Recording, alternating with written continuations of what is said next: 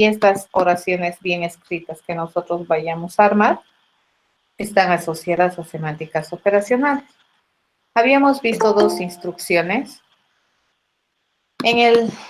considerando el enfoque que estamos decidiendo utilizar para programar. Y hemos visto la instrucción que me permite declarar una variable. La misión de esta instrucción es básicamente ponerle al tanto a la computadora respecto al nombre que va a jugar el rol de identificador en el espacio que nosotros vayamos a trabajar con esa variable. Tiene la misión de decirle qué tipo de contenidos esa variable va a tener. Y a través de ese tipo de contenidos, pues la computadora le va a asignar espacio de memoria necesario para poder almacenar de manera correcta el dato que representa esta variable, ¿ya? Entonces, la declaración, ¿para qué sirve? Para indicar, ¿no? O para utilizar o para, como su nombre dice, ¿no? Declarar una variable, declarar. Y a partir de este momento, en este ámbito, nosotros vamos a utilizar este nombre como una variable. Para eso sirve la declaración. Esa es su semántica. La otra instrucción que hemos visto, que es sencilla, es una de las instrucciones más sencillitas de escribir, pero probablemente de las más poderosas funcionalmente, es la instrucción de asignación. Esta instrucción de asignación, como su nombre dice, tiene la misión de asignar un valor, un dato a una variable o a una contenedor, ¿de acuerdo? La semántica operacional es una semántica de doble impacto que te dice que lo primero que se hace es evaluar la expresión que tienes en la instrucción de asignación y el resultado de esa evaluación la vas a poner o la vas a asignar como contenido de la contenedora. Entonces, una instrucción de asignación usualmente tiene esos dos elementos, ¿no? ¿Qué variable o contenedora quieres definir y con qué vas a definir? En este caso, el con qué vamos a definir, nosotros lo hemos generalizado como una expresión, dado que ya sabemos que es una expresión, ¿es cierto? Una expresión entonces siempre te genera un resultado, un valor, un dato de algún tipo. Y ese resultado lo asignamos a la contenedora. Entonces, eso ya hemos visto. Concepto de variable desde la perspectiva de programación, concepto de expresión desde la perspectiva de programación, concepto de instrucción desde la perspectiva de programación, ¿ya? Ahora nos toca ver este otro concepto fundamental que es el método. Cuando nosotros utilizamos nominaciones para identificar estos elementos a la hora de programar, estas nominaciones, fíjense, método, tienen mucho que ver con las definiciones que naturalmente estas palabras tienen en el diccionario general. Me he sacado esta definición de la Real Academia Española, que dice así, ¿no? Un método, dice, es un modo ordenado y sistemático de proceder para llegar a un resultado o fin determinado. Ese es un método. Fíjense que había sido un modo ordenado, sistemático, para alcanzar un resultado. ¿Mm? Otra definición también completamente válida de método es un procedimiento que se sigue para conseguir algo. A nosotros nos interesan las dos definiciones, ¿no es cierto? La primera definición es bonita porque ya está hablando de orden y está hablando de sistematizar y está hablando de obtener un resultado.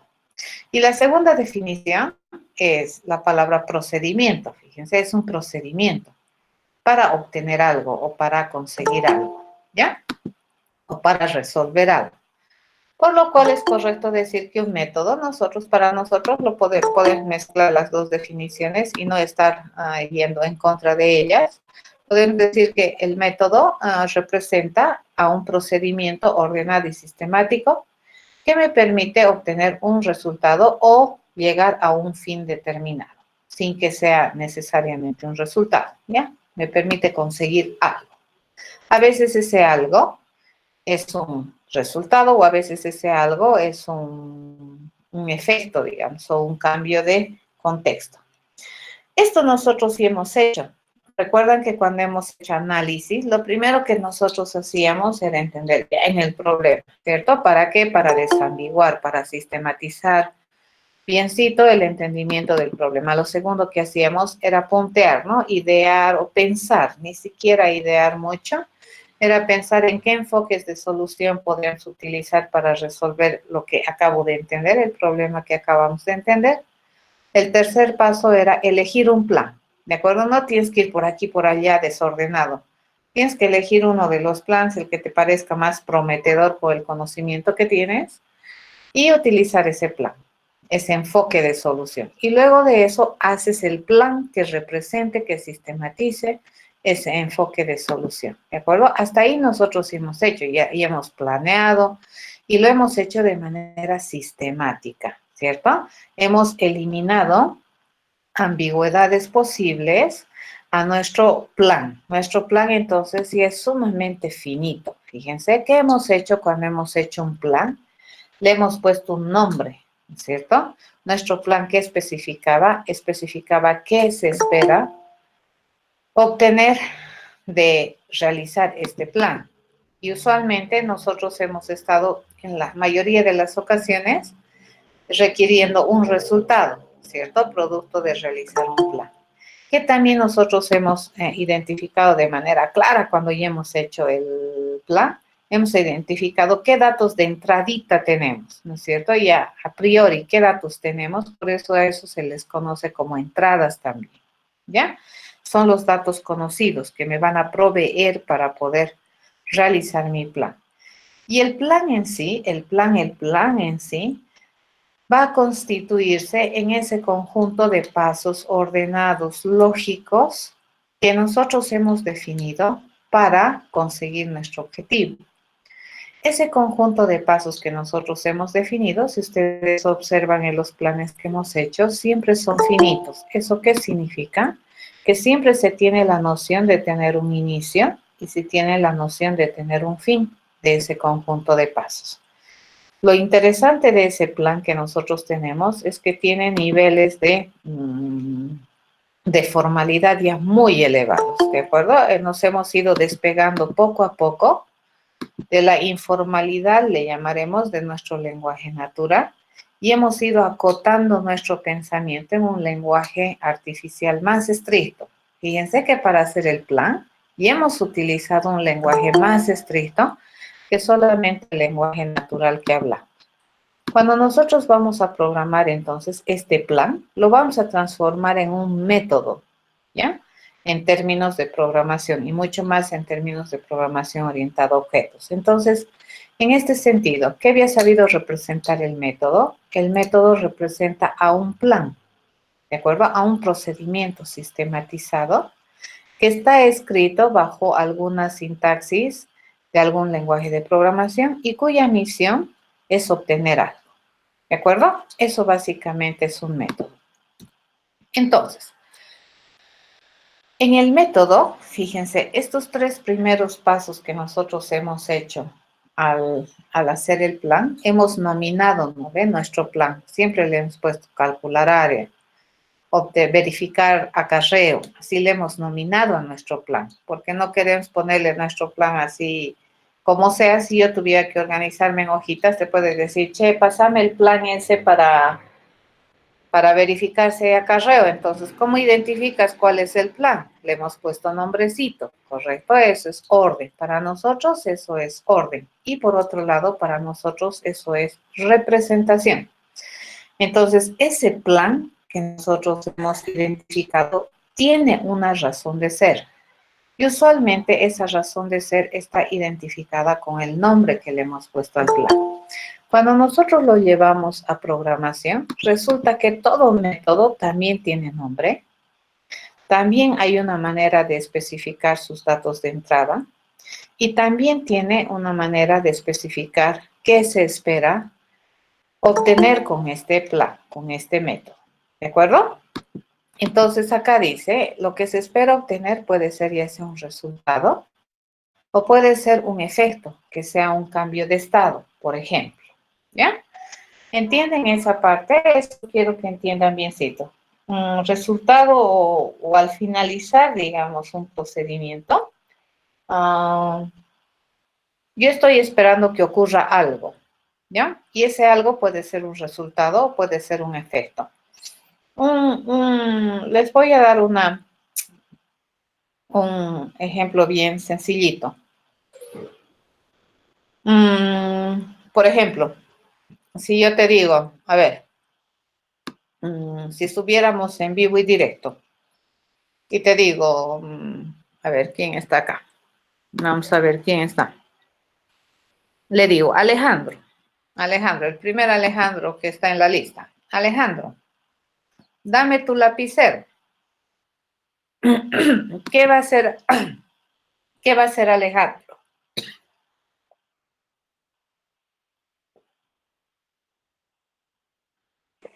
Alejandro, ¿estás?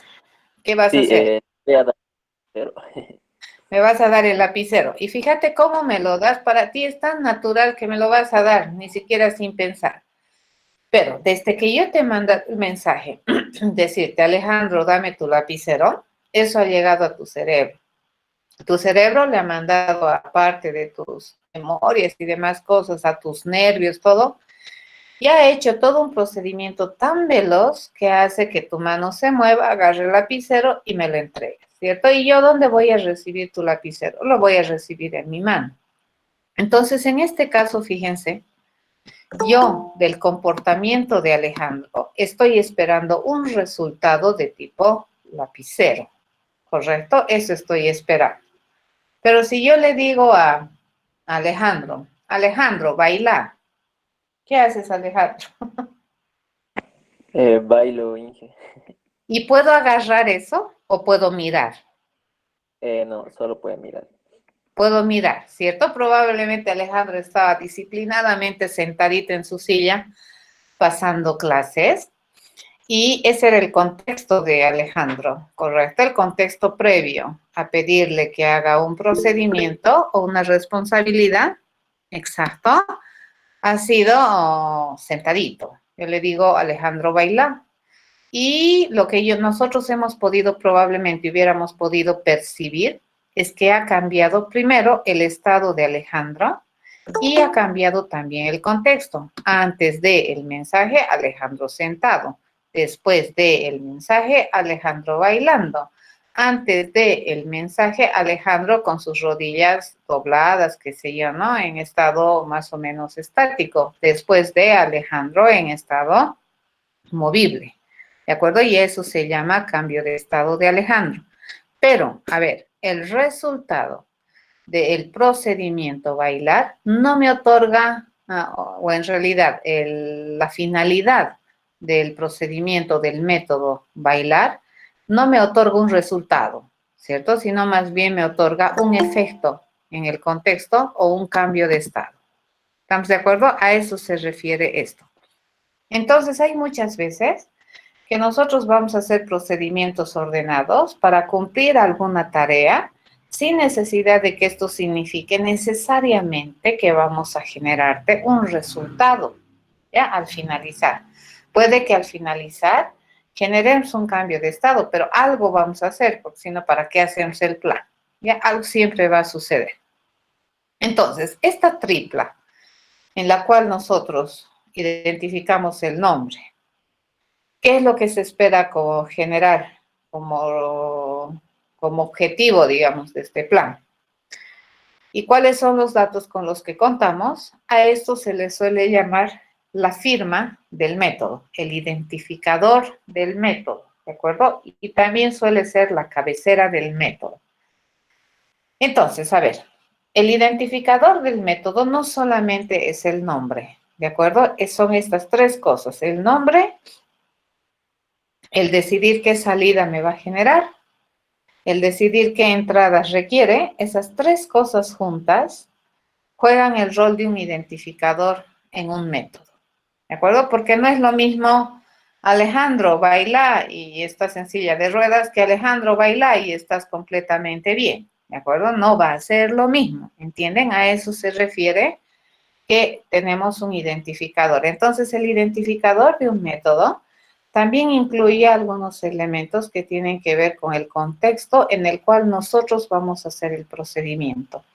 Y ese contexto, ¿quién me lo determina? Las famosas restricciones que hemos analizado en fase 1 del proceso de programación. Ya, entonces todo está relacionado. Si ustedes se dan cuenta, en programación es así. Todo está relacionado con todo.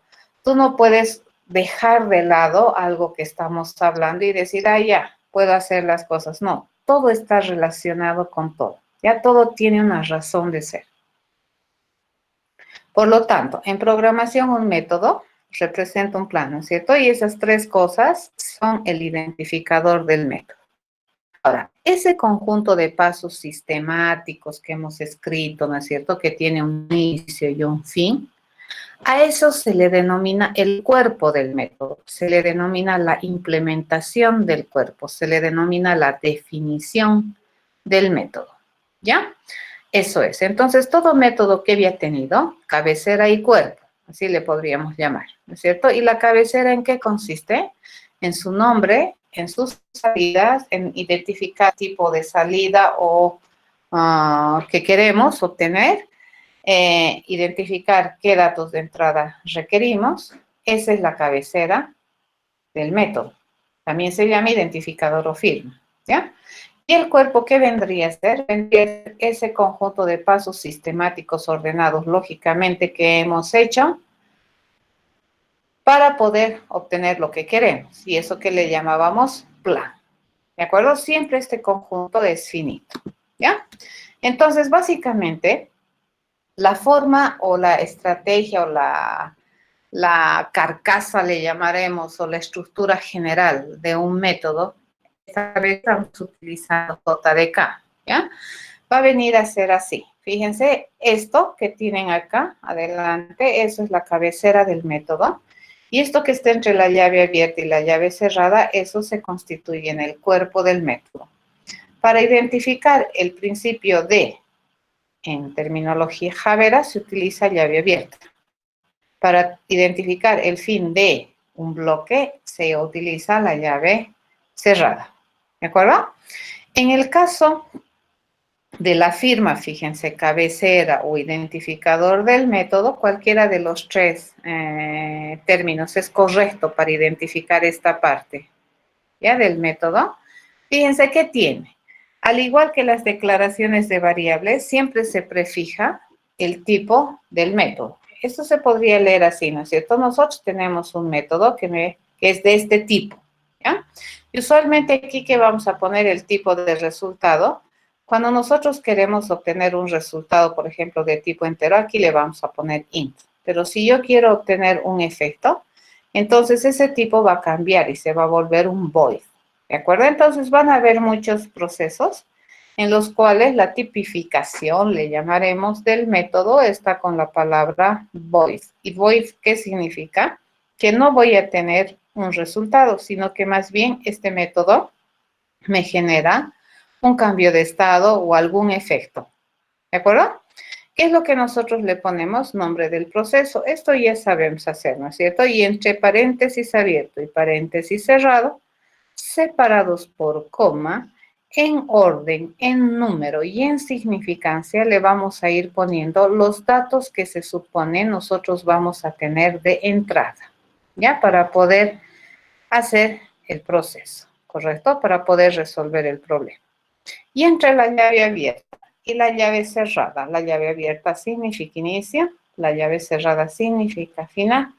Vamos a hacer todo el conjunto de instrucciones, o sea, nuestros pasos que hemos planeado, lo vamos a transformar a instrucciones. ¿Ya? Van a ser instrucciones de declaración, van a ser instrucciones de asignación, y ese conjunto de instrucciones, tal como está en mi plano, ven esa secuencia lógica, lo vamos a traducir al lenguaje de programación y ya estaríamos a un pasito de tener un programa bien escrito. ¿Ya? Ok, entonces, cuando nosotros tenemos esta estructura, fíjense, que identifica un método, siempre la estructura es así, fíjense, cabecera y cuerpo. Entonces, este es un método. Después de esto, ¿puedo tener otro método? Puedo tener otro método. ¿Y cuál va a ser su estructura? Cabecera, cuerpo. Ya puedo tener tantos métodos como yo quiera. ¿Estamos de acuerdo? Pero siempre vienen así, ¿no? Cabecera, cuerpo, cabecera, cuerpo. Es la estructura, digamos, por defecto que le estamos identificando a un método considerando JDK. Esta estructura, fíjense, en compilación, ¿qué es lo que va a suceder? ¿O cómo interpreta esto el lenguaje de programación?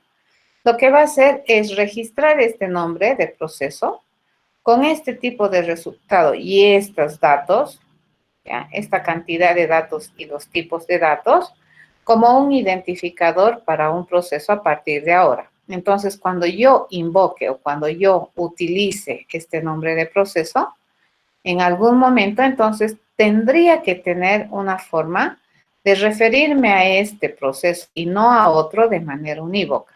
¿Ya? ¿Y cómo lo vamos a hacer? Considerando estas tres cosas. ¿Sí? El segundo paso lo que hace es asociar, ¿ya? Es definir este conjunto de instrucciones como la implementación de este método. ¿Ya? Y, por cierto, la llave abierta y la llave cerrada, ¿qué es lo que hacen? Identifican el inicio y el fin de un bloque. Ahora, en términos de la estructura de un método en programación, cada uno de estos datos que tenemos ahí en esta lista de datos de entrada, se los representa como una declaración. Por ejemplo, si el dato 1 es de tipo entero, entonces, ¿qué le tendría que poner? Una declaración para el dato 1. ¿Y cómo se declara en términos Java? Se prefija, ¿no ve? Int dato 1, así, ¿de acuerdo? Y se tiene que separar por comas, ¿no? Cada uno de estos se lo va a representar como una declaración. Ok, ya tenemos todos los conceptos necesarios para poder hacer nuestro primer programa, ¿de acuerdo? Entonces nos afilamos y decimos, haremos nuestro primer programa en intro a la program, pero ya hemos avanzado un montón, ¿correcto? Hemos avanzado yo toda la parte del pensamiento. Entonces, lo único que me falta hacer es hacer mi programa. A ver, agarraremos este programa que era del robot que sabe verificar acarreo, ¿no es cierto? Entonces, acá fíjense, mi plan ya está más sistematizado, ¿no ve? Todo robot es responsable de verificar acarreo, dado que me da número 1, número 2, y mi promesa de resultado, ¿quién es? Mi promesa de resultado es el I acarreo. ¿Y el I acarreo qué cosa es? Es un valor booleano. ¿Ya? Entonces, la salida que yo espero de este proceso es de tipo resultado. ¿Y de qué tipo va a ser? Booleano. Aquí, ¿qué hemos hecho? Hemos especificado que estas contenedoras representan a su vez incógnitas intermedias.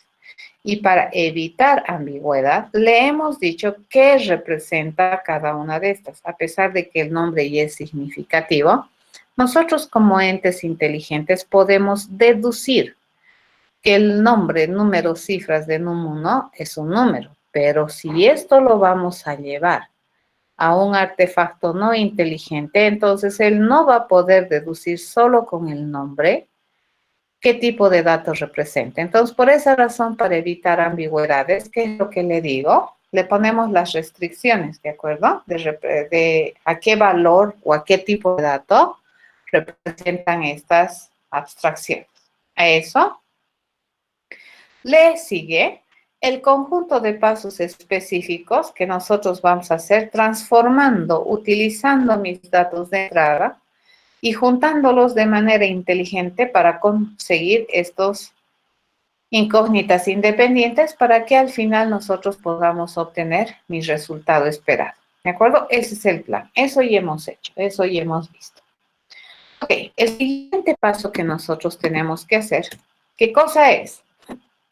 ¿Ya? Es asignarle. Entonces vamos a escribir. Esto en términos de modelación dice, todo robot, ok, todo objeto de clase robot, ¿qué debería saber hacer? Debería saber verificar acarreo. ¿Ya? Primera cosa que le asigno a este robot. Este robot tiene la responsabilidad funcional de verificar acarreo. Y el procedimiento del cómo todo robot verifica el acarreo, de acuerdo a nuestro modelamiento, es así. ¿Ya? Primera cosa, ese es mi modelo. ¿Sí? Ok, entonces vamos a empezar a hacer de manera paralela con BlueJ. ¿Ya? Entonces empiezo a mostrar. No sé cómo están ustedes, pero espero que ustedes ya se hayan cargado en donde les corresponde el ID. El ID está identificado con un pajarito azul, ¿cierto? Abres y te va a abrir un espacio. Dependiendo, yo ya tengo un poco ahí escrito. Entonces, lo interesante sería que este te aparezca vacío. ¿Ya? Entonces, vamos a crear un nuevecito proyecto y le vamos a poner un nombre así. Le voy a decir intro a la progra. Esto es intro y le vamos a decir que este es el programa 1. Vamos a ir organizándonos. ¿De acuerdo? Esto lo vamos a volar ahí. Entonces, lo primero que he hecho es construirme un nuevecito proyecto. ¿Ya? En el editor. Y ni bien abres ese nuevo proyecto, siempre, ¿no? Se recomienda que organices bien tu sistema de archivos para saber dónde están tus programas. No deberías ponerlos donde sea.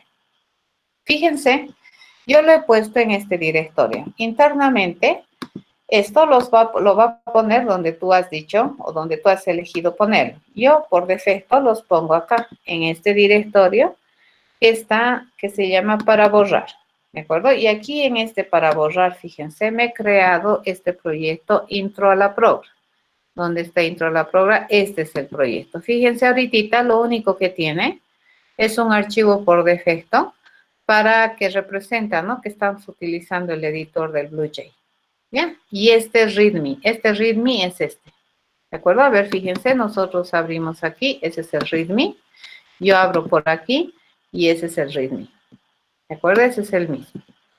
¿Está bien? Entonces, esta planillita, esta hojita, ustedes pueden utilizarle para explicar, por ejemplo, para poner algunos datos adicionales a su implementación. Nosotros en Intro a la Progra casi no lo usamos, pero es interesante que eso también puedes utilizarlo como apoyo, ¿no? Para poder explicar o indicar algo extra o inclusive tener el enunciado del problema aquí, para que cuando vayas a abrir nuevamente tu programa tengas el enunciado y la solución. Hay varias maneras de utilizar este archivito. Entonces, ahorita solamente esas dos cosas tengo. ¿De acuerdo? Una vez que tú abres este proyecto, fíjense, se les va a habilitar este espacio de trabajo y este. Este probablemente no se les habilite, entonces, pero es bien útil. Ya vamos a aprender a utilizar este. Este es el CodePad, que dependiendo, ¿no? De qué sistema operativo tienes. El mío está aquí en preferencias y lo que ustedes tienen que encontrar es una que tienen que ir a buscar, ¿de acuerdo? Bueno, mentira, no es acá, es en Tools. Y tienen que mostrarle en Views, tienen que hacerle clic en Show Code Path.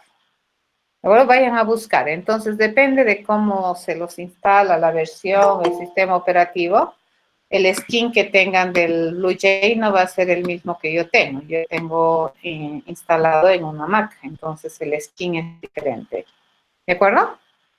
Hasta aquí, ¿me siguen? ¿Ya lo tienen a este habilitado?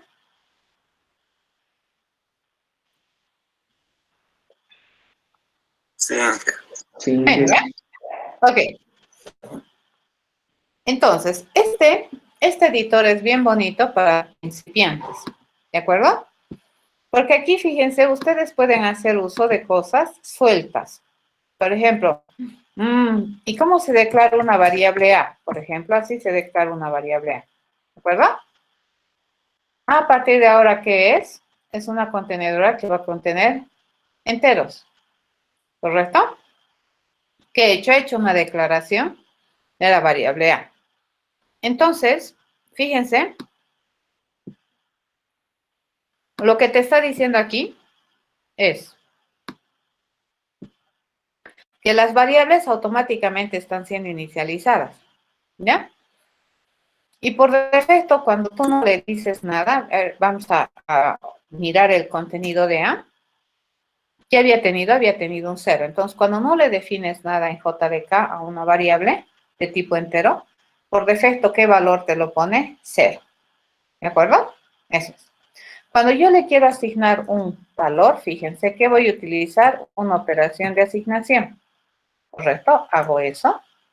Ahora, si observo que tiene A, fíjense que ya tiene A 5, ¿no?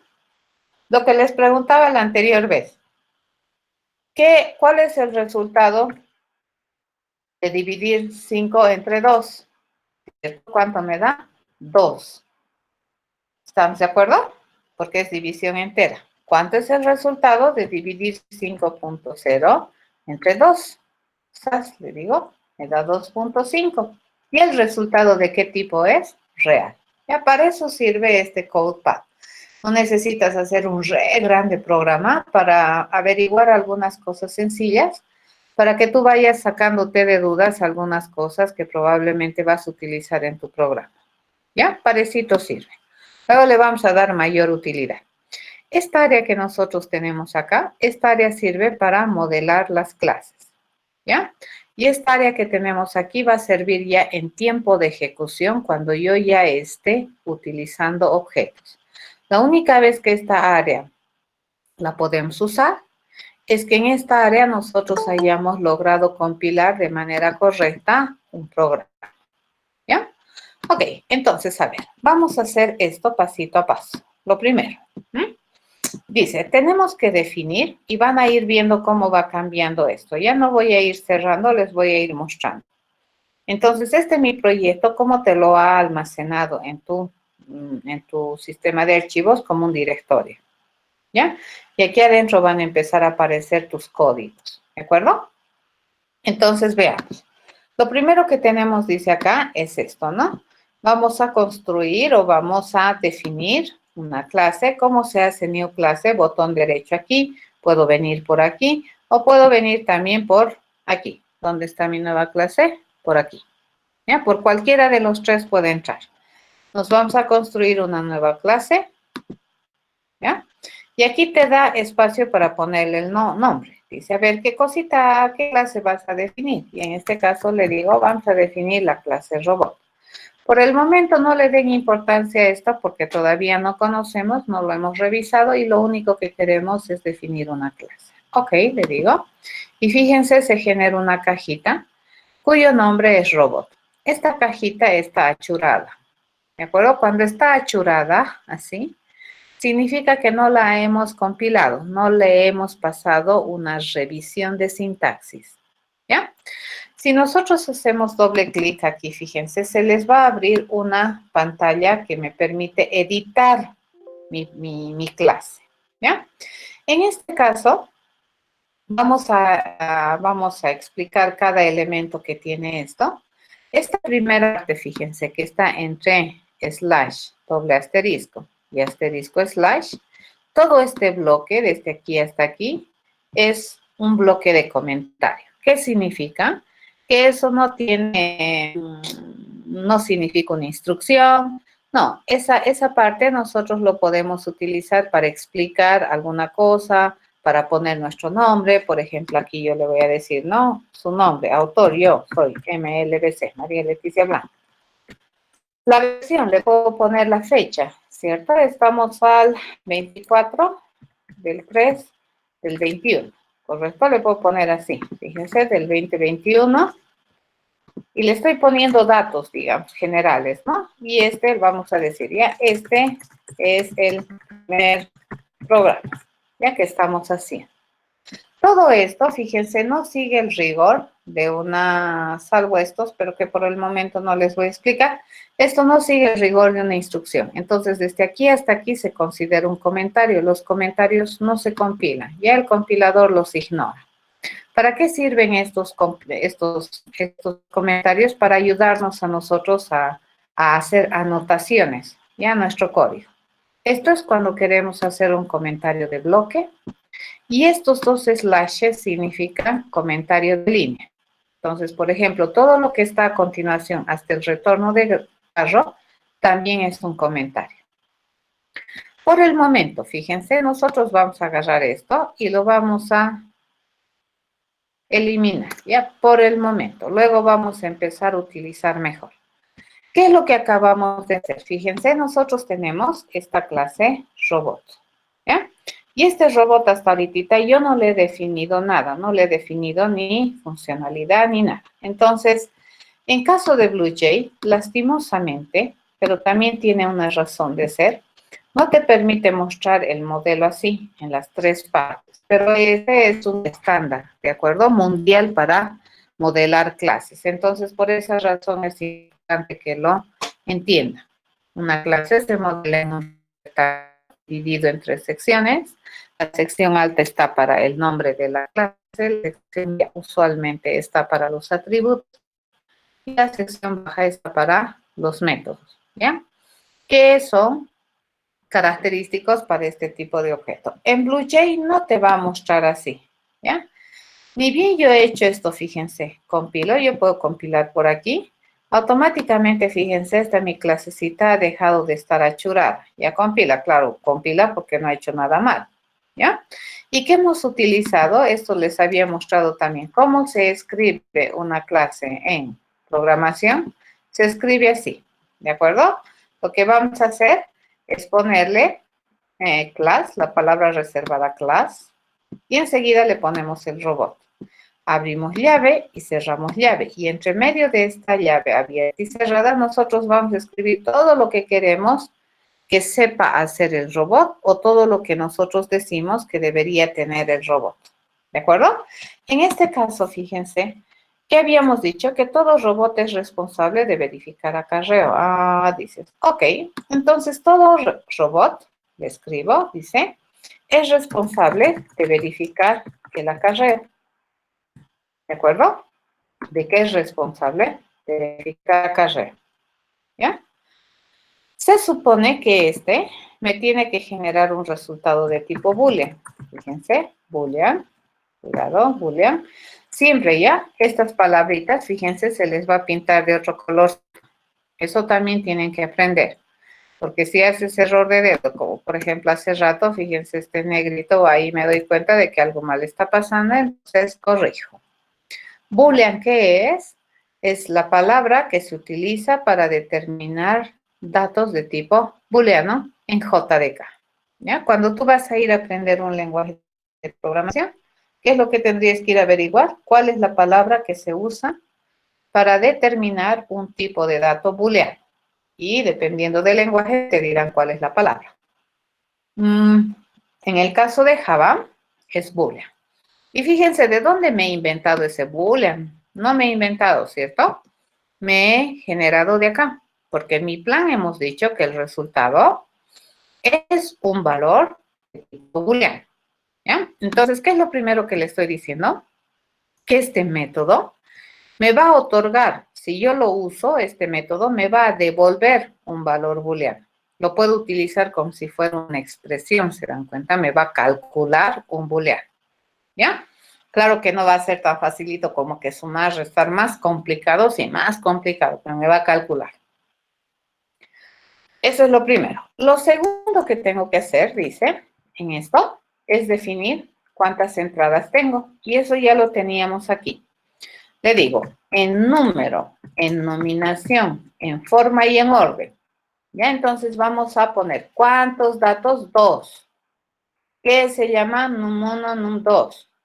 ¿Qué representa este? El número 1. Y este que representa el número 2. Entonces, cuando tú me vayas a usar, mándame primero el que tú consideras que es el número 1. Y luego me mandas el que tú consideras que es el número 2. A eso se refiere el orden. ¿De acuerdo? No puedes ponerle en cualquier orden, mandarle en cualquier orden. El orden que tú pones aquí es el orden que va a determinar el uso correcto de este método.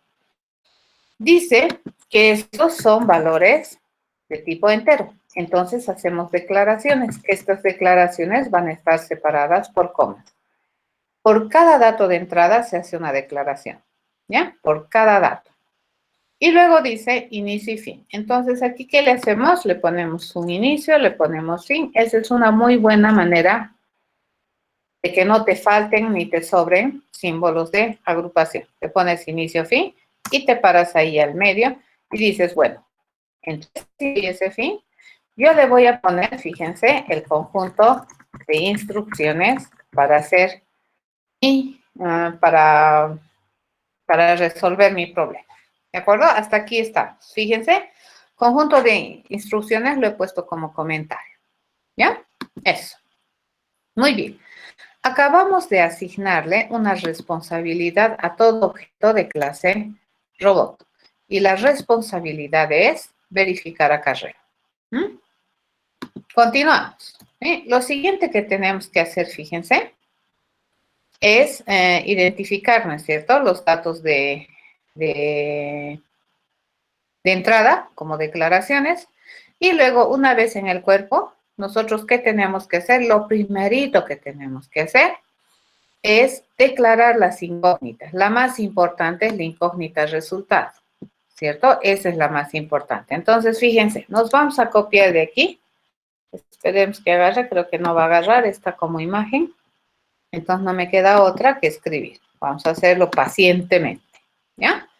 Entonces, lo primero que hemos hecho, dice, es declarar, ¿de acuerdo? Es desambiguar qué es mi variable resultado, mi incógnita resultado, y qué se supone que yo necesito calcular de manera intermedia, que van a ser mis incógnitas intermedias, que en este caso son estas, ¿no? 1, 2, 3, 4, 5, 6.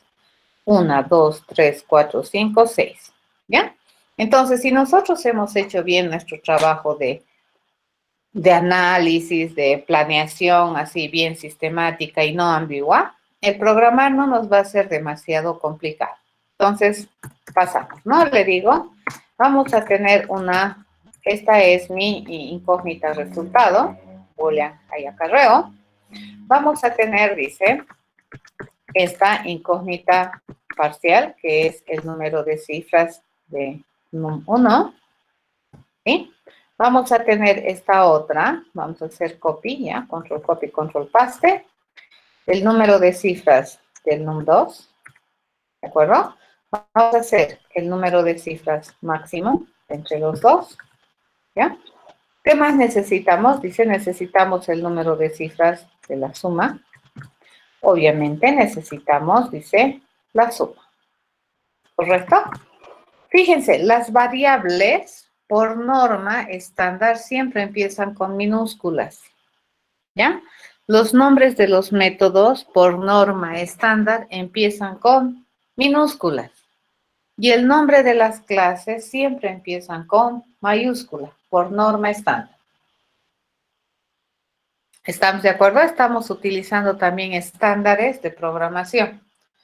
¿Qué es un estándar? Es una regla, ¿ya? Que se establece para hacer algo y que usualmente es un consenso, ¿ya? Está generada por un consenso, por alguna comunidad, para decidir buenas normas y disciplina, ¿de acuerdo? Para hacer alguna cosa. Son las formas y normas correctas para hacer algo, ¿sí? Ok, hasta ahí que hemos hecho. ¿Cuántas declaraciones? 1, 2, 3, 4, 5, 6 declaraciones, ¿ya?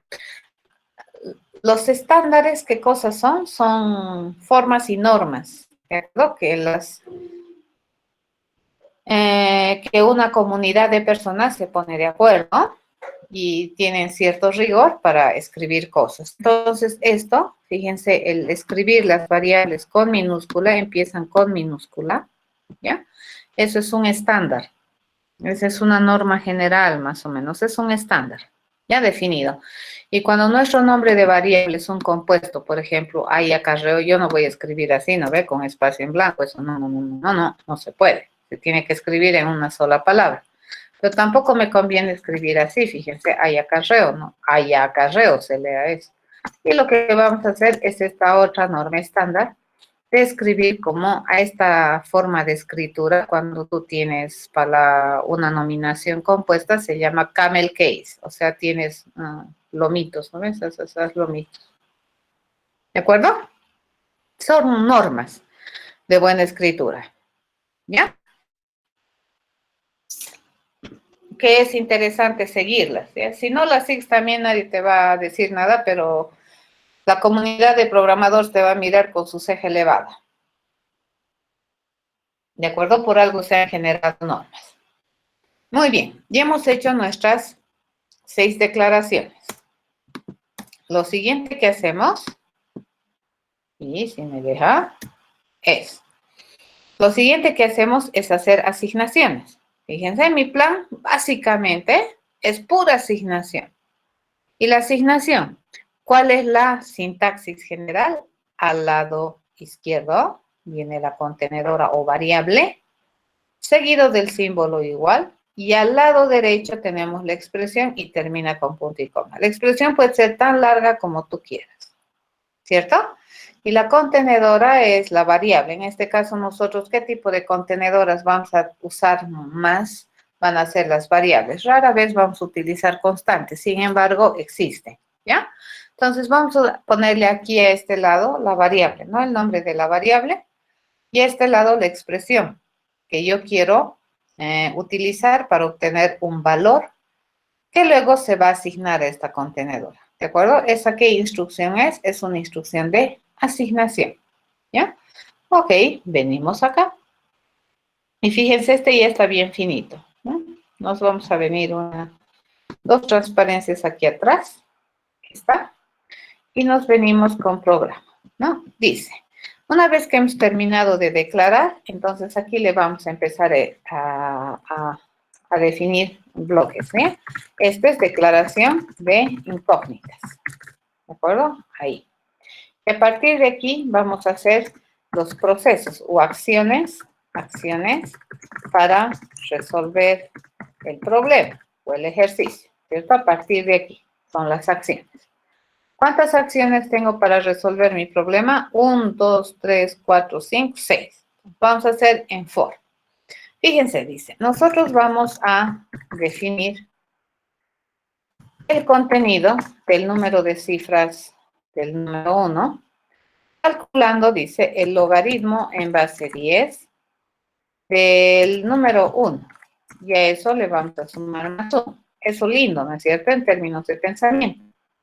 Pero cuando nosotros vamos a programar, una de dos. O programamos cómo se calcula el logaritmo de 10, o vamos a buscar si el lenguaje ya tiene alguna funcionalidad que me ayude a calcular el logaritmo en base 10. ¿Ya? En este caso vamos a hacer lo segundo. Vamos a ir a buscar si el lenguaje me provee ya bibliotecas que me permitan utilizar la funcionalidad de calcular el logaritmo en base 10. Y esto también era su tarea, ¿cierto? ¿Dónde usualmente se encuentran las funcionalidades estándares de la matemática a las cuales yo puedo echar mano para poder programar en terminología Javera? Se encuentra en la clase Math. ¿De acuerdo? La clase Math no requiere que nosotros instanciemos un objeto, puesto, se piensa así, ¿no? Puesto que estas funcionalidades, por ejemplo, de calcular logaritmos, raíces cuadradas, se consideran un conocimiento universal en el área de las matemáticas, por eso te lo provee, ¿ya? No todos los lenguajes te lo proveen, por cierto. Entonces, si no te lo proveen, tendrías que tener maneras, ¿no? De calcular lo que queremos calcular, que es el número de cifras que tiene el número 1. Entonces, para poder hacer esto, si mal no recuerdo, ese es el método, ¿ya? Se dice el logaritmo en base 10, ¿de quién? Del número, a eso le sumamos 1. Por definición, la función logaritmo siempre me genera un valor real, ¿de acuerdo? Por definición. Entonces, cuando nosotros utilicemos la función logaritmo o el proceso o el método logaritmo 10 de un número, ¿esto qué me va a devolver? Me va a devolver un número real. Si yo le sumo más 1, ese resultado, ¿qué va a seguir siendo? Un real. Y ese valor real estoy queriendo asignarle a una variable entera. No me va a dejar, ¿no ve? Porque aquí hay un error de semántica de tipos. Fíjense, si nosotros compilamos, se queja y me dice, hay una incompatibilidad de tipos.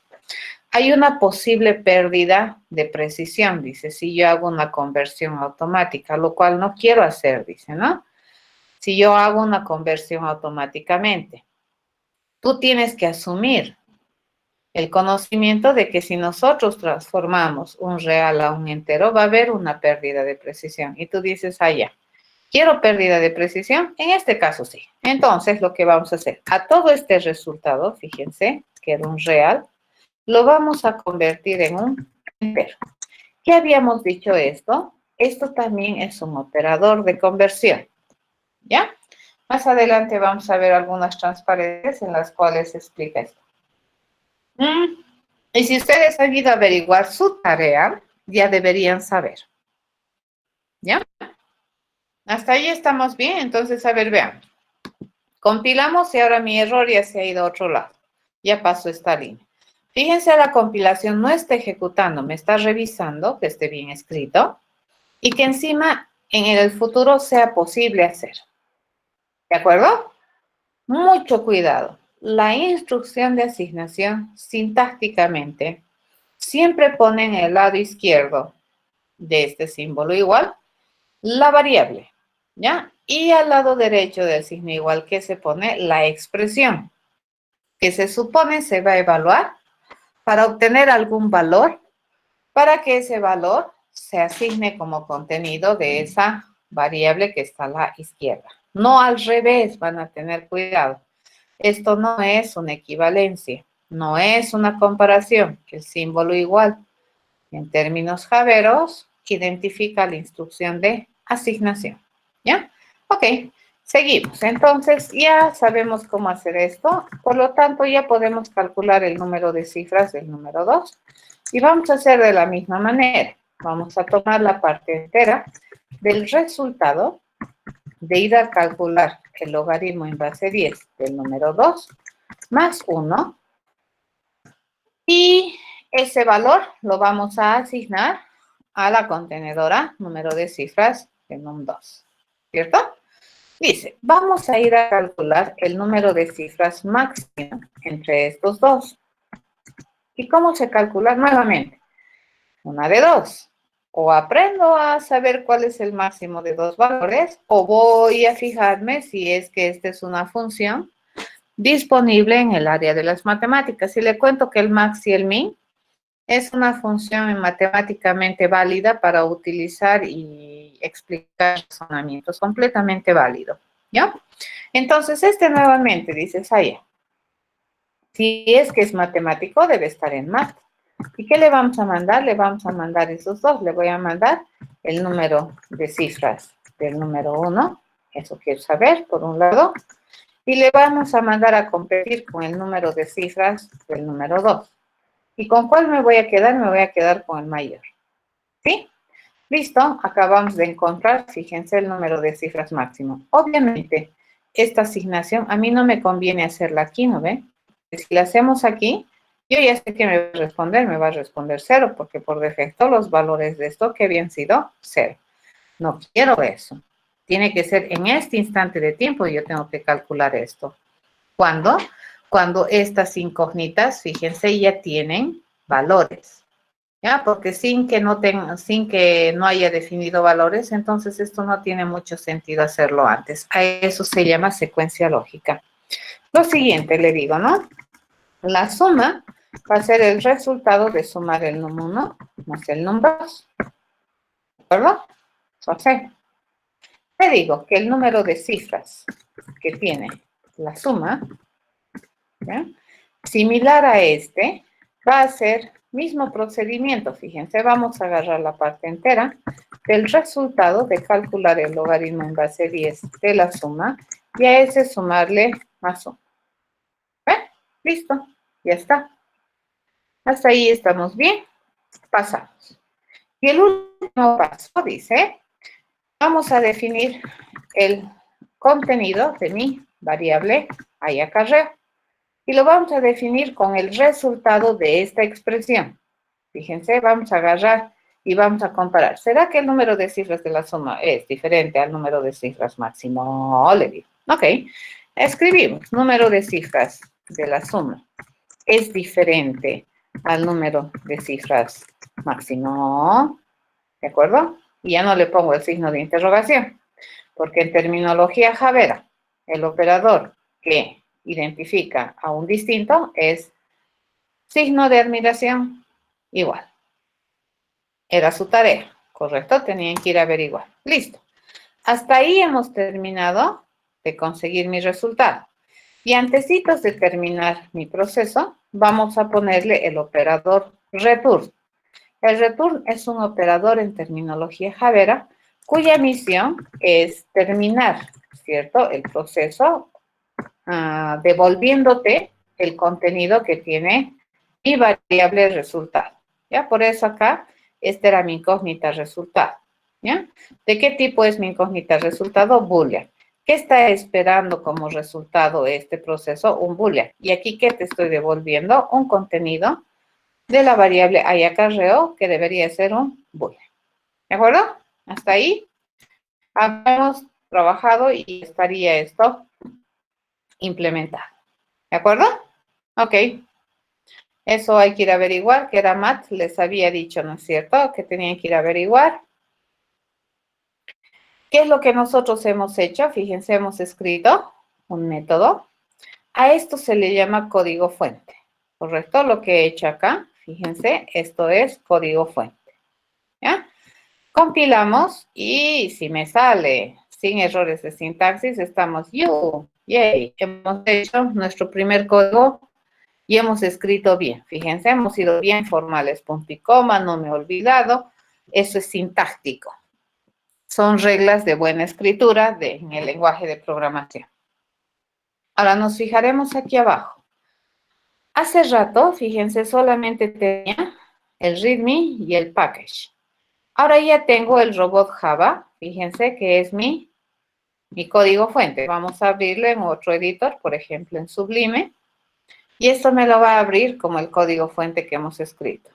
¿De acuerdo? Acá se nota muchísimo más que están resaltadas de manera muy interesante las cosas que tienen un rol muy importante en la escritura. Por ejemplo, aquí ya me resalta el identificador del nominal del método. Aquí me rescata ya con otro color mis datos de entrada. ¿De acuerdo? Este tiene más resalte que este otro, ¿no?, que tenemos aquí. ¿A eso qué se le denomina? Acabamos de escribir un código fuente. ¿Ya? Y ese código fuente, cualquier programador del mundo debería poderlo entender. ¿De acuerdo? Cualquiera. Como hemos compilado, me ha generado este código también. Fíjense, este código me ha generado. Y este código, fíjense, este es un código que está escrito en código lenguaje máquina, que no se entiende. ¿De acuerdo? Y este código es el que luego va a interpretar la máquina ejecutora de Java para que la computadora empiece a procesar. ¿De acuerdo? Eso se genera en su directorio. Si alguna vez me quieres mandar un programa, me puedes mandar todo el directorio zipeado. ¿De acuerdo? Todo esto zip. O me puedes mandar este, ¿ya? El punto Java. Pero si me mandas este, no sirve. Este solamente sirve para abrir el ID. Este es el importante. Este es el que tiene el código Java. Ya ni siquiera este mándame. Solamente me mandas esto y con eso yo ya puedo compilar, revisar y todo. Si me mandas esto, tampoco te voy a poder ayudar, porque como habrán observado, esto no se entiende, ¿cierto? ¿Quién va a entender eso? No se entiende. Pero si me mandas esto, fíjate, esto sí yo entiendo. ¿Ya? Y cualquiera de ustedes también puede entenderlo porque está en un lenguaje de alto nivel. ¿Ya? ¿Cuál programa? ¿Con qué se abre cuál, Boris? ¿Cuál apertura? Desde el ID solamente le haces doble clic y fíjate, ya está. Ese es tu programa, ese es tu código Java. Ahí está, pues aquí está. Este es mi punto Java.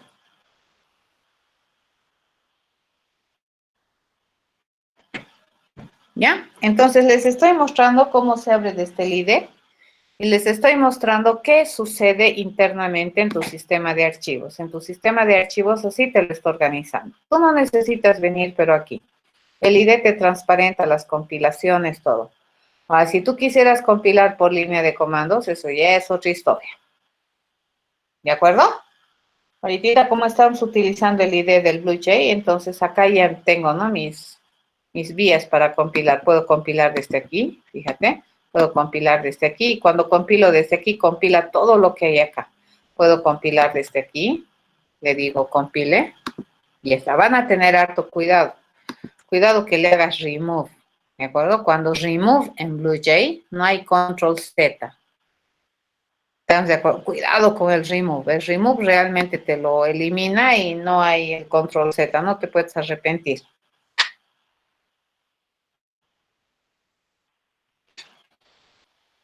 ¿Está bien?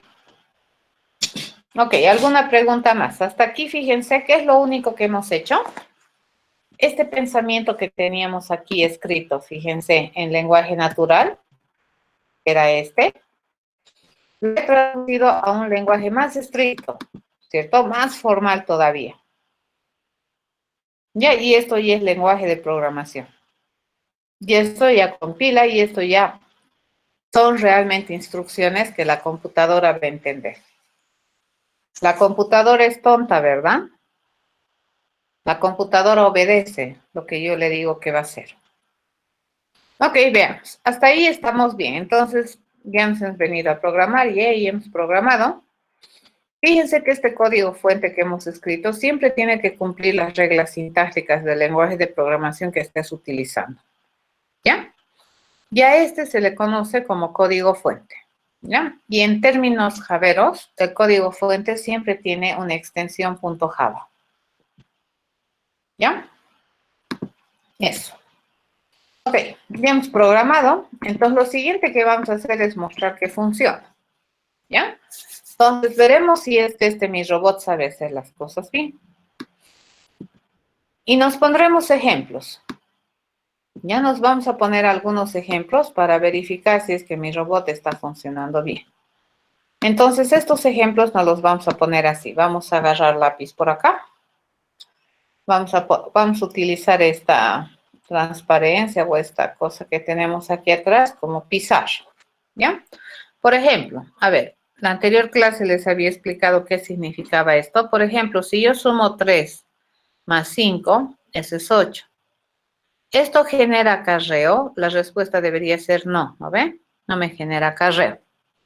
Si yo le digo, a ver, otro contexto. Este es un caso, ¿cierto? Para el caso 3, 5, la respuesta debería ser no.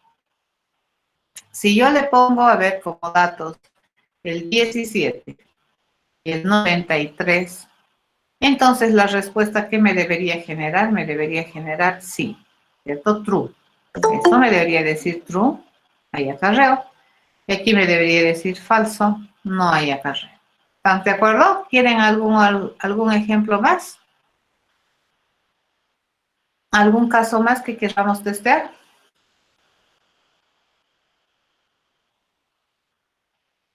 Le vamos a poner a prueba nuestro robot. En realidad nuestro robot, fíjense, es nuestra representación, es la representación de nuestro cerebro. ¿Ya? Si nosotros no hemos pensado bien, obviamente nuestro yo robot no va a funcionar tampoco bien. ¿Mm? A ver, un otro dato así, 373.073, 9.881. ¿Esto genera acarreo? ¿Qué dicen ustedes? ¿True o false?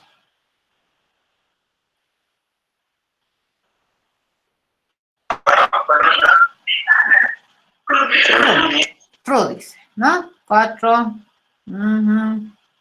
Sí, genera acarreo. Ok, probaremos. Bien, el siguiente paso que nosotros tenemos que hacer, fíjense que habíamos dicho que las clases representan a un tipo de objetos. Y bueno, inicialmente, ¿qué estamos nosotros haciendo? Estamos indicando qué responsabilidades funcionales van a tener estos objetos. En el caso particular del robot que hemos planeado ahorita, la responsabilidad funcional que tiene es verificar si hay acarreo, dado que nos dan dos números, y queremos saber si es que existe ese acarreo cuando se suman esos dos números, ¿no ve? Esa era la idea. Bien, y hemos compilado. Fíjense, la clasecita ya no está churada, está limpiecita. Cuando está limpiecita quiere decir que hemos compilado. Para que nosotros podamos ejecutar esto que hemos escrito, nosotros requerimos la participación de un objeto ejecutor. ¿Ya? Entonces vamos a hacer botón derecho aquí. Y fíjense, aquí ya les ha aparecido esta nueva cosa. ¿Sí? Esto está haciendo uso del operador new. Ya dice operador new, robot. Entonces, ¿esto para qué sirve? Para construir un objeto particular de la clase robot.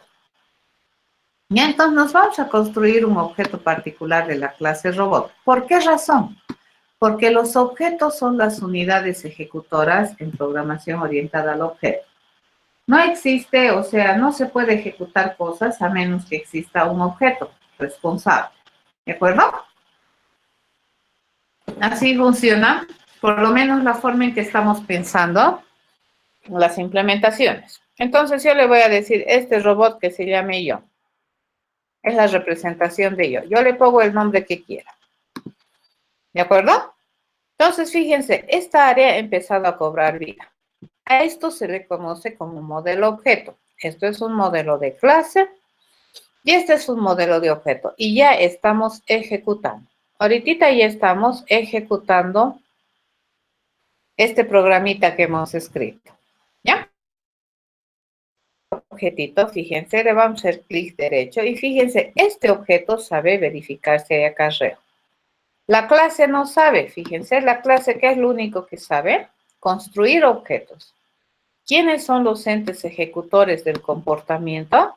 El objeto. ¿Ya? Entonces, este ya sabe verificar acarreo. Le hago clic. Y aquí yo le tengo que mandar, ¿no ve? num1, num2, y en orden, ¿no ve? El num1 es 3, ¿ya? El num2 es 5. ¿Y qué me debería? Le digo, ok. ¿Y esto qué me debería generar? Un resultado falso. ¿Correcto? Me está respondiendo falso. ¿Sí? Eso me ha respondido ese objeto. Le vuelvo a mandar el mensaje y le digo, esta vez vamos a cambiar de datos. Le voy a decir 17 en el número 1 y 98, 93, ¿no? En el número 2. ¿Y esto qué me debería generar como resultado? True. Genera acarreo. Perfecto, está funcionando bien. Y por último, el último caso que nosotros tenemos es 30, 73, ¿correcto? Y tenemos el 988, 1, ¿no ve? Que es el segundo número. Le sometemos y nos fijamos si es que realmente genera acarreo o no. Y que me responde que sí genera acarreo. ¿Entendido? Entonces, mi objeto, fíjense, que es de clase robot, yo, que es un robot, está funcionando bien, se está comportando bien, de acuerdo al procedimiento o al método que nosotros hemos definido, que todos los robots de esta naturaleza siguen para poder verificar si hay o no hay acarreo, producto de sumar dos números. ¿Preguntas?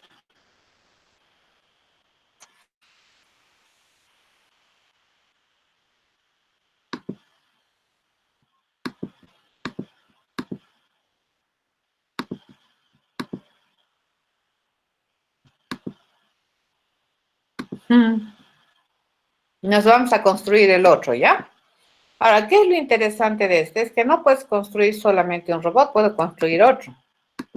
Este que sea el robot él, ¿ya? Este es yo y este es él. ¿De acuerdo? Me acabo de construir. Ahora me puedo construir ella también si quieren. Ella es robot. ¿Qué tienen de común estos tres robots? Toditos saben verificar acarreo. Este sabe verificar acarreo. Este también sabe verificar acarreo. ¿De acuerdo? Y el procedimiento para verificar acarreo de esos tres robots es el mismo. ¿Entendido? A eso se llama instanciar objetos, se llama construir objetos de alguna clase. A este también se le llama instancia particular de una clase. Este es un objeto. Este es un ejemplar particular de la clase robot. Este también es otro ejemplar particular de la clase robot.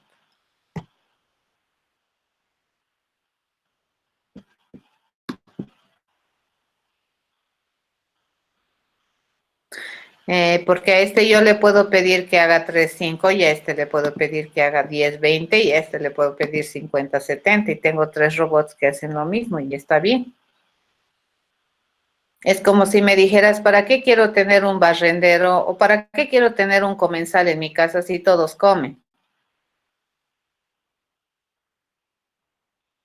Matemos al resto y solamente me quedaré yo. ¿Entiendes?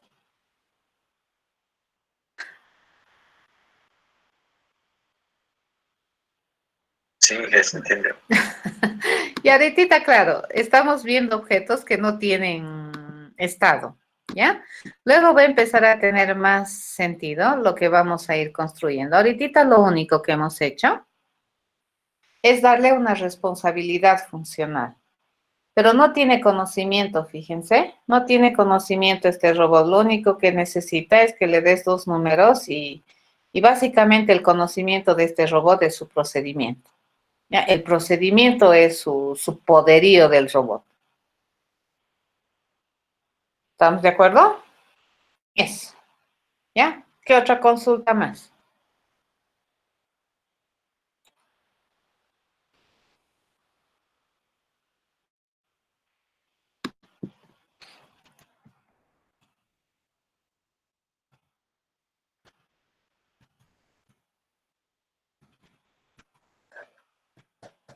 Ahora, fíjense, estas transparencias se las voy a subir.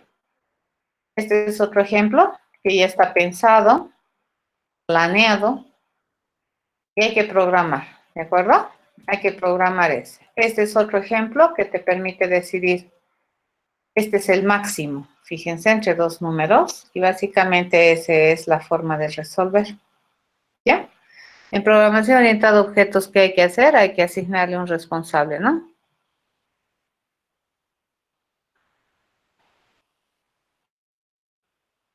No, porque este procedimiento no le hemos enseñado a restar.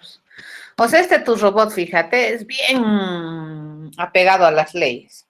Este robot dice, yo sé verificar acarreo bajo la suposición de que me vas a mandar dos números y mi procedimiento me permite verificar el acarreo, si existe acarreo o no, en la suma.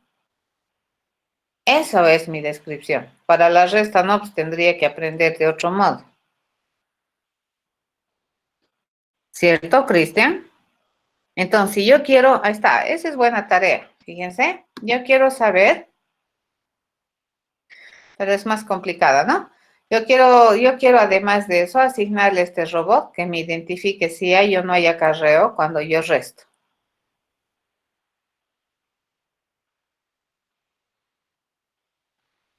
¿Cuándo hay acarreo cuando resto?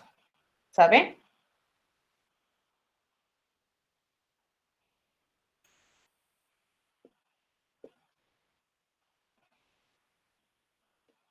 Cuando vas y te prestas del vecino. Mm, mm, hay una manera más sencilla, pero tengo que tener restricciones. A ver, si yo tengo dos números enteros positivos y los resto, ¿ya? A ver, fíjense las restricciones. Si yo tengo dos números enteros positivos y los resto, se dice que la resta genera acarreo. Sí, solamente si el resultado es un número negativo. ¿Entiende?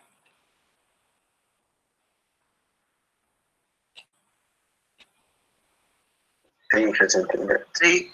Listo, entonces ya saben, le pueden enseñar a este robot, o sea, aparte de verificar acarreo, entonces aquí le pondremos, ¿no ve? Este es verificar acarreo por la suma.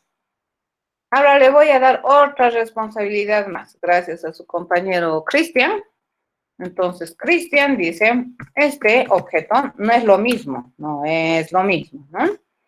Entonces, debería tener la posibilidad de verificar si hay acarreo, pero cuando se hace una resta, dado que nosotros recibimos dos números, el número 1 y el número 2. Y cuidado, aquí el orden es importante. El número 1, ¿qué significa? El sustraendo, creo, ¿no? Y el número 2 es el minuendo. ¿Qué significa? Que número 2 le voy a restar a número 1. Cuidado, aquí el orden es bien importante. ¿Ya? Entonces, tal vez aquí le puedo decir, ¿no ve? Para hacer más, esto es el sustraendo, creo, ¿no? El que está arriba es el sustraendo. Y este juega el rol de minuendo. Fíjense que aquí es bien importante el orden. ¿De acuerdo? Y este robot debería establecer el plan. A ver, ¿y cuál sería el plan, no es cierto? Para definir si es que hay o no hay acarreo. Entonces, aquí por defecto, fíjense, yo le voy a poner esto, return falso, para que compile. ¿De acuerdo? Pero fíjense, es opita. Mi objetito hasta ahorita, mi robot no sabe hacer esto. Entonces, les toca a ustedes planear cuál sería el procedimiento por el cual nosotros podemos saber si es que la resta de dos números me genera acarreo. Esto ya va a compilar, fíjense, compila, pero siempre me va a decir falso, falso, no importa lo que tú le des porque no le hemos enseñado, entonces tenemos que hacer un plan. Ahora fíjense, si yo me construyo un objeto de clase robot, digamos, las prestaciones de servicio han aumentado. Solamente que esto no le hemos enseñado, no voy a hacer.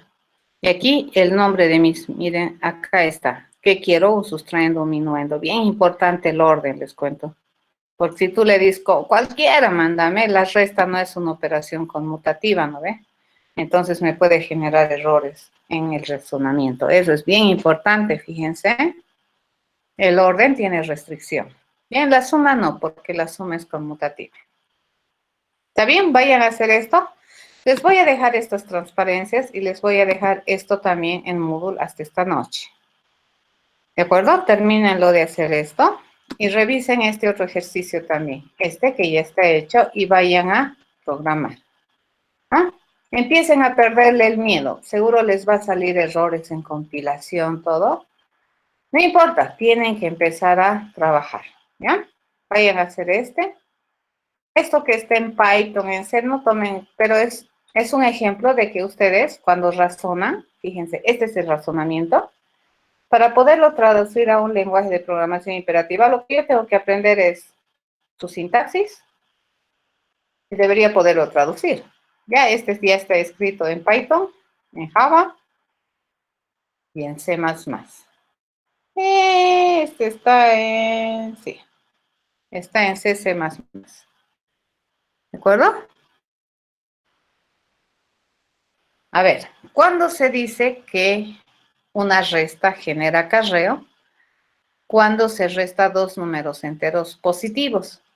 Cuando el resultado de la resta te da un negativo.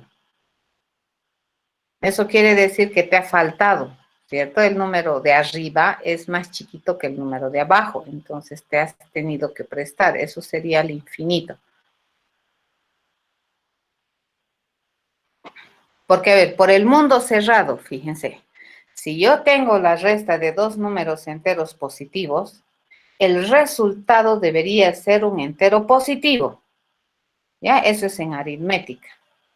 Pero nosotros sabemos que en el mundo de los enteros también existen los enteros negativos. ¿Ya? Pero cuando yo digo 3 menos 5 es menos 2, eso ya no es aritmética. Eso ya no es una aritmética en el mundo de los enteros positivos. Esa es aritmética considerando el mundo de los enteros negativos. Y si es que lo vemos más cerradamente, eso ya es principios de álgebra. ¿Entendido? Eso. ¿Ya? Esta transparencia se los voy a dejar. A ver, para cerrar, rapidito. ¿Qué tipos en JDK hay? Ah, caramba. El boolean, el char, el byte, el short, el int, el long, el flat, el double. El boolean representa true, false. El defecto, valor por defecto que tiene una contenedora boolean, es false. El tamaño es un byte, ¿cierto? Su rango no tiene, o sea, no es true o false, nada más, ¿no? El char es que contiene un código Unicode, es un número, ¿ya? Su defecto es este código, ¿ya? Su tamaño es 16 bits. Y su rango de valores es entre este valor que está en hexadecimal a este valor que está en hexadecimal. ¿De acuerdo? Eso puede recibir. Entonces, un char más o menos agarra cualquier carácter de tu de tu teclado. Terminología javera. El byte es un entero con signo. Ya, su valor por defecto es 0. Su tamaño es de 8 bits y solamente te permite agarrar a... ¿Y por qué está aquí? Ah, sí, es un entero con signo, está bien, con signo. Entonces, su rango de valores es menos 128 a 127. Entonces, si tú le quieres poner 200, ya no entra en un byte. A eso se refiere cuando nosotros hablábamos de las restricciones, ¿no es cierto? Espacios limitados. Ya, la computadora tiene recursos limitados. Por ejemplo, si yo utilizo una contenedora que es de tipo byte, yo no le puedo poner cualquier número. Ya, se desborda. Un short es un entero con signo también de 16 bits. Este agarra un poquito más rango de valores. El int, que es el que usualmente nosotros utilizamos, es un entero con signo de 32 bits. Sus valores por defecto de toditos es 0. Y este agarra entre este valor y este valor. Eso quiere decir que si yo le pongo un número de 3, 6, 9, 10 de 11 cifras, en un entero ya no entra. ¿De acuerdo? Un long, fíjense, es un entero con signo de 64 bits. ¿Ya? Su valor por defecto es 0. Entonces aquí, ¿cuál es el rango de valores que puede agarrar una variable long? Está aquí. A eso se le llama que la computadora tiene recurso finito. ¿Ya? A eso se denomina. El float es una representación de punto flotante con la norma IEEE 754. Ahora fíjense, esta es una norma, a eso me refería ya, o con el estándar IEEE 750. Si ustedes van a leer esto, es un conjunto de reglas que se establecen como estándares, ¿no? Y de entendimiento en el mundo de la matemática, y en el caso nuestro, en el mundo de la computación. Tiene 32 bits y puede representar números entre esto y esto. ¿Ya? El doble, fíjense, sigue la norma IEEE 754 y es un número de doble precisión que está en 64 bits y recibe valores entre este rango y este rango. Ya, si le pones con mayor precisión ahí, ya no va a entrar tampoco. ¿Bien? En C, fíjense, en lenguaje de programación C, hay el signet char, que lo almacena en 8 bits y lo almacena como un entero. ¿Ya? Entonces, el carácter lo almacena como un número entero. Está entre el 128 y el 127, inclusive negado acá, ¿no? El ensignet char, este es un carácter sin signo, ¿no? Entonces, te lo almacena como un entero y te lo almacena desde el 0 al 255. Similar a este es el char de Java, ¿ya? Este es el char. Fíjense, el char, dependiendo de tu sistema, del tamaño de tu sistema, si es que es de 32 o 64, eso va a depender, ¿no?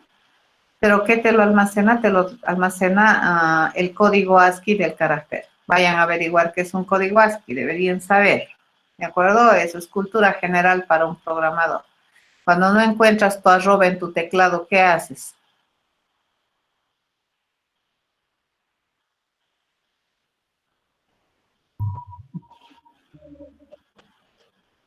No hay la arroba en tu teclado, ¿qué haces? Alt y un número. Alt. Alt 64. Bien, Alt 64. Eso quiere decir que el 64 es el código ASCII que le corresponde al carácter arroba. Y así, por ejemplo, la A mayúscula tiene el código ASCII 65. ¿Sí? Entonces, los caracteres se almacenan como números. ¿De acuerdo? El short int es un entero chiquito de tamaño 16. Este es un umbral de valores. El short sin signo int es de 16 posiciones y almacena más grande que esto porque obvio no le destina espacio para su signo. El entero es igual que en Java, ¿no? 32 bits y tiene este rango de posibilidad de almacenamiento. Entonces, esta clase de cosas tienes que aprender cuando tú vas a ir a programar, ¿ya? Tú miras un lenguaje de programación, lo primero que tienes que preocuparte, tipificación, ¿de acuerdo?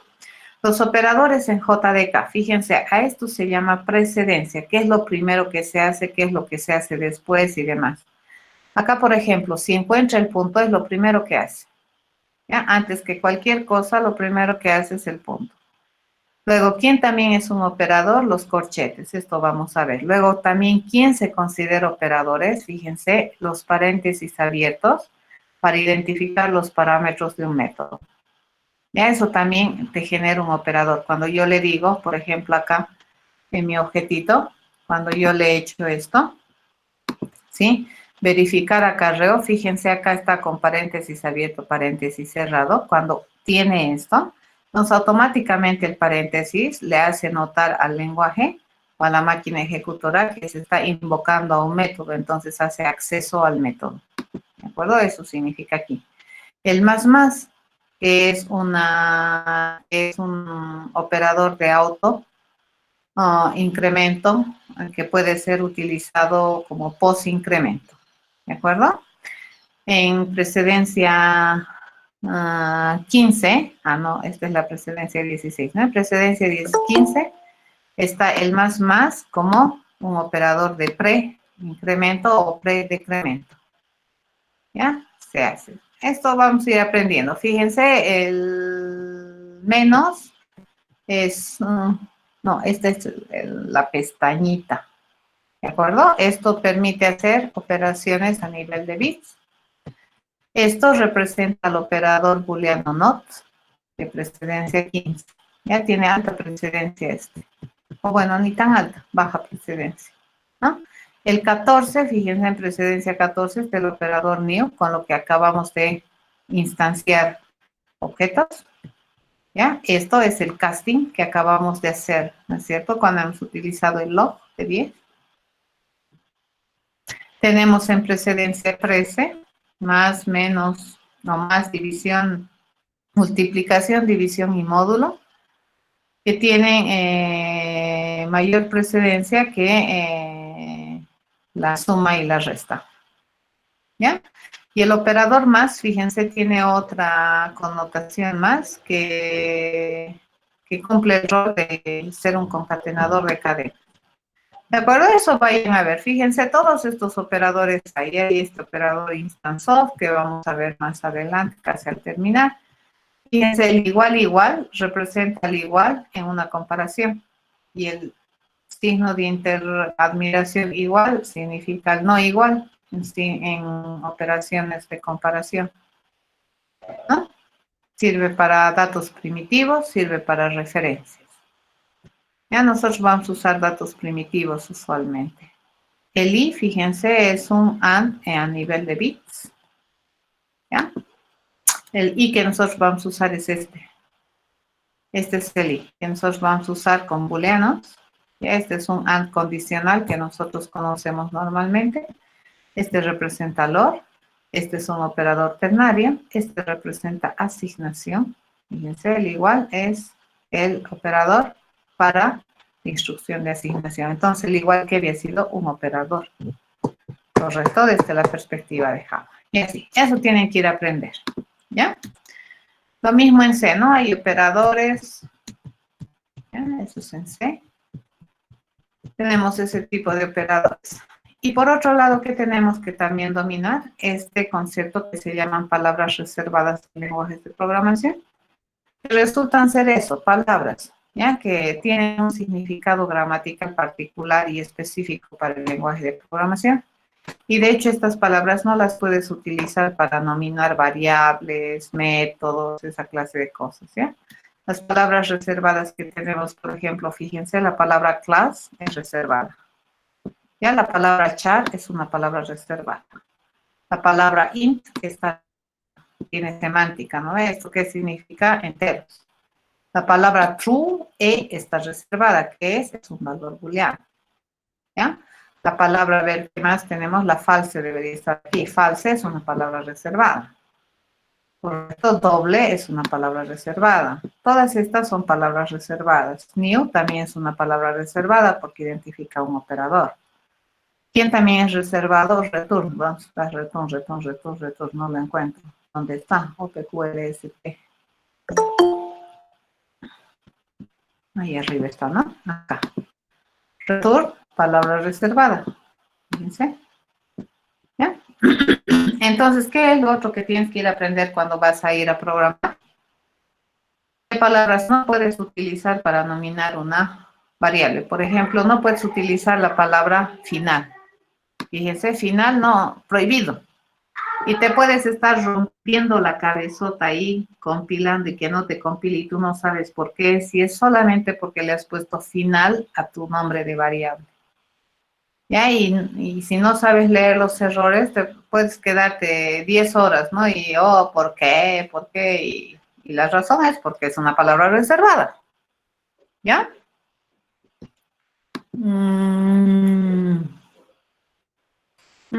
JavaScript es otra cosa. Como su nombre dice, es un script. O sea, el script ya por sí tiene concepto. A ver, anda a mirar solamente la palabra script. Ya no, sin que sea JavaScript. Script tiene otra conceptualización. ¿De acuerdo? Ahora, a ver, la pregunta aquí. No. Java, ahora, el chiste es que nosotros en el mundo de la programación, los programadores nos entendemos, ¿no ve? Cuando decimos Java, o sea, usualmente la mayoría ya se ha acostumbrado a pensar que estás hablando del lenguaje. Java, les cuento, es toda una especificación, ya es toda una filosofía Java. Y lo que nosotros usamos es el kit de desarrollo de Java, que es el JDK. Pero la mayoría de la gente le conoce solamente como Java. ¿De acuerdo? Pero Java es toda una especificación. Es grande Java. Tiene especificaciones que te determinan incluso algunos conceptos. Especifica cómo debería hacerse algunas cosas en programación. O sea, no es solamente un lenguaje de programación. El JDK es su kit de desarrollo de Java. Java es bien grande. Les voy a mostrar ahorita esto que yo tengo acá, que es solamente una partecita de lo que es Java, ¿no? Y esta la tengo una versión antigua.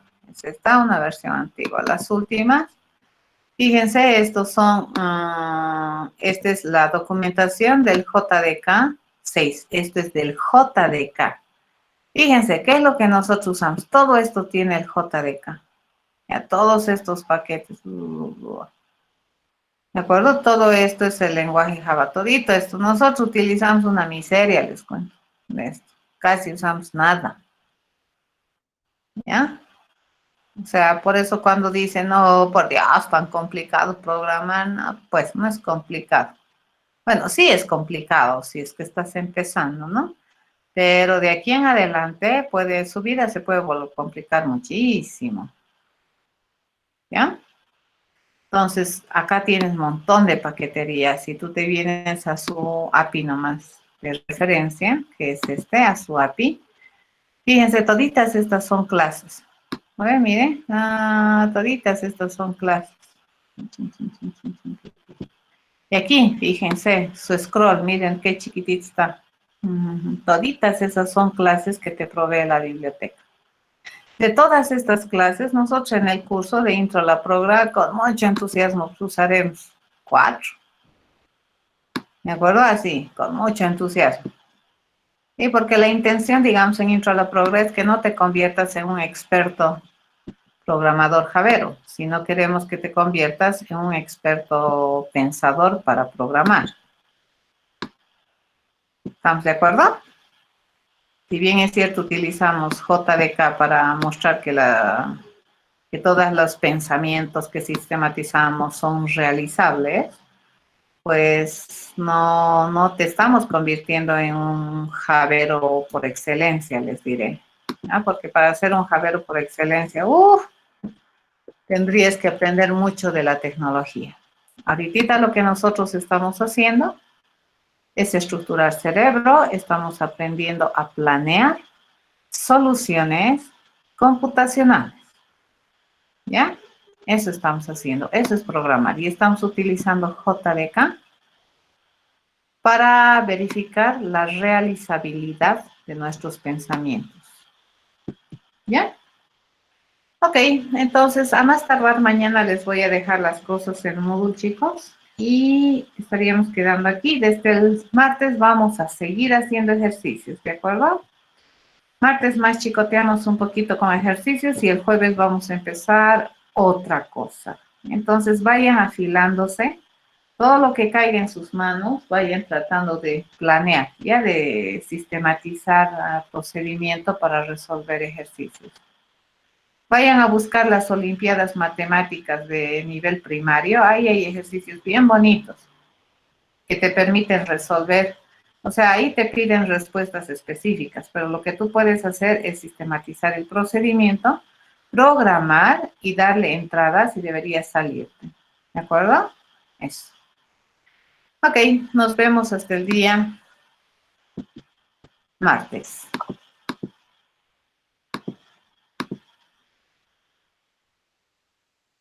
Hasta luego, Inge.